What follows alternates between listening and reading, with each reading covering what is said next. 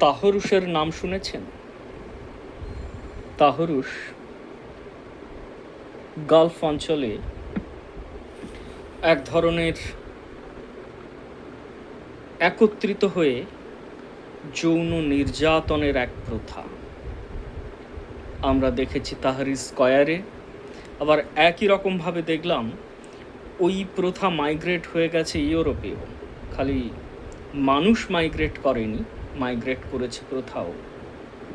এক নববর্ষে জার্মানিতে দেখা গেল এরকম ভিড়ের মধ্যে নারীকে দলবদ্ধভাবে নির্যাতন করা।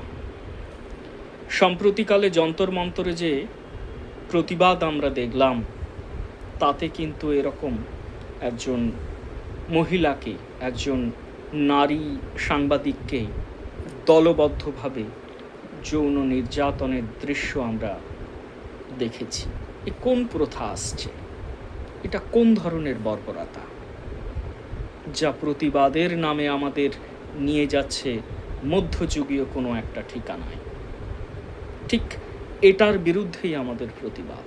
এবং আমরা বাংলায়ও দেখলাম, এই পশ্চিমবঙ্গেও দেখলাম সাংবাদিককে নিগ্রহ, অসহিষ্ণুতা নিয়ে, এত অসহিষ্ণুতা নিয়ে কিভাবে আলোর বার্তা দেবেন এরা?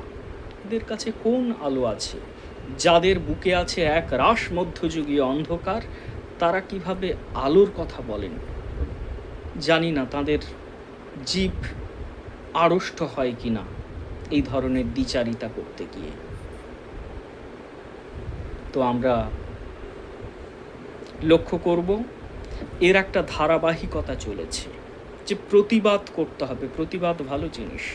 কোনো চলমান অবস্থায় যদি কোনো অনিয়ম বেনিয়ম হয়, তাহলে প্রতিবাদ দরকার। কিন্তু প্রতিবাদ করাটা যখন পেশা হয়ে যায় এবং তার পেছনে যদি বড় রকম আর্থিক লগ্নি থাকে, ঠিক FCR এর বিষয়টা তো ওটাই। একটা পাথর ছোঁড়ো 500 টাকা। ঠিক এই রকম একটা ইকোসিস্টেমেই কিন্তু কাশ্মীরে পাথর ছোঁড়া হতো। আজ দেখুন তা বন্ধ।